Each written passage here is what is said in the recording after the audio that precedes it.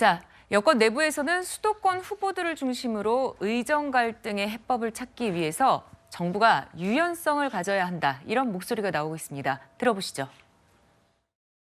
2,000명 증원을 성역으로 남기면서 대화하자면 진정성이 없다고들 다들 느낄 겁니다. 2,000명 증원보다는 점진적인 증원 쪽으로 가자. 정말 필요한 의사수들을 계산해서 점진적으로 계획적으로 치밀하게 증원하자.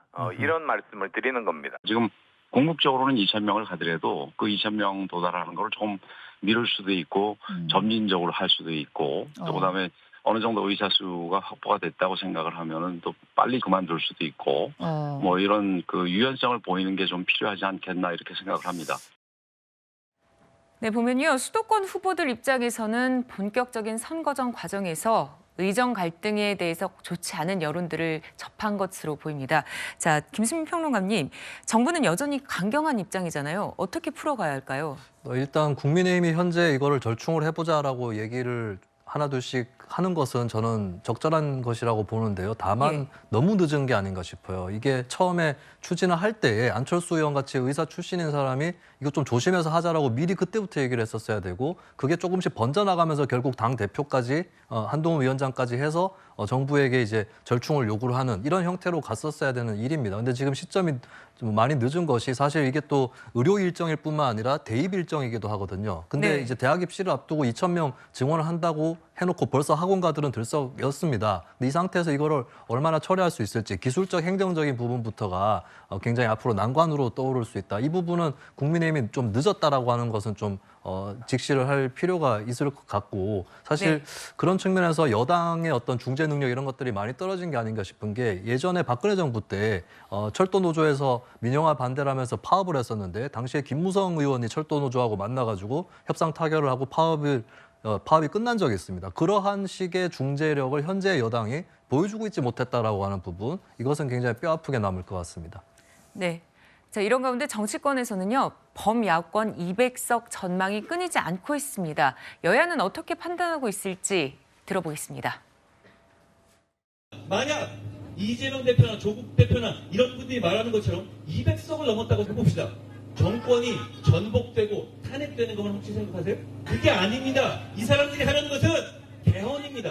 정권이 바뀌는 문제가 아니라 나라가 완전히 바뀌게 되는 겁니다. 여러분 그걸 인식해 주십시오.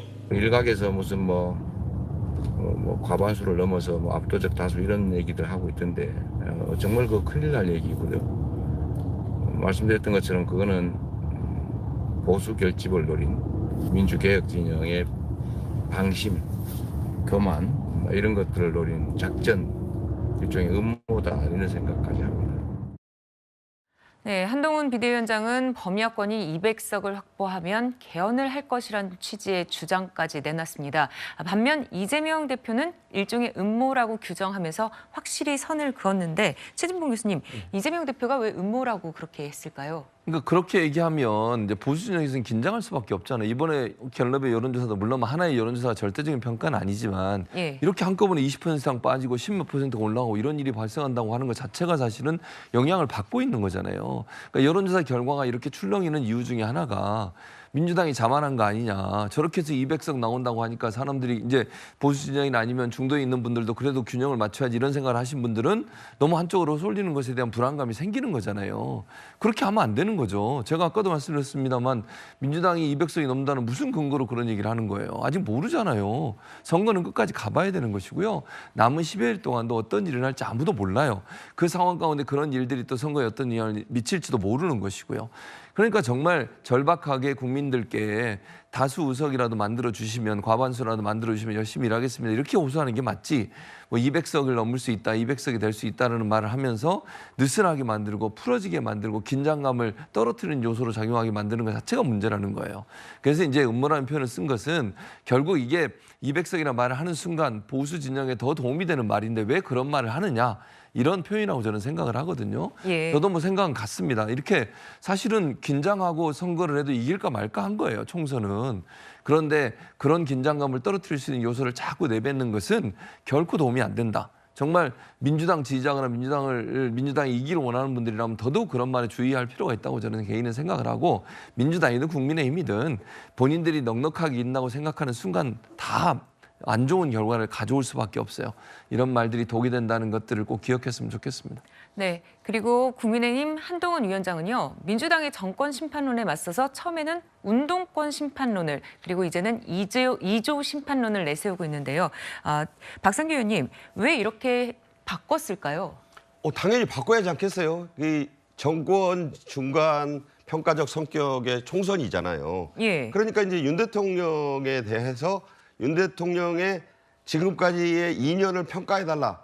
이러니까 여권이 자신이 없는 거예요. 그러니까 이거를 치환하는 프레임을 만들지 않고는 어렵다. 그래서 이제 2조 심판론이 등장했어요. 그게 2조를 조어해서 말을 만들어서 아직 익숙지 않습니다만. 여기서 중요한 건 저는 200석이 가는 의미라고 봐요. 200석을 헌법적으로 공부를 조금 해보면 그냥 200석이 필요한 게 두 가지가 있습니다. 하나는 대통령 탄핵을 할 수 있는 의석수 200석 이상.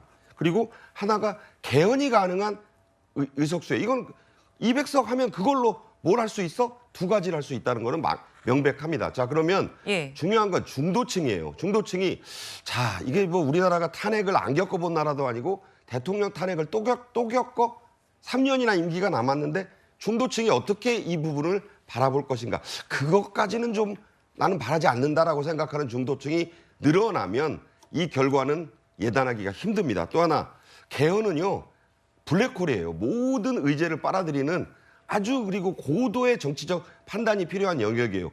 무슨 조항을 어떻게 고치겠다는 거에 대한 합의도 하나 없어요.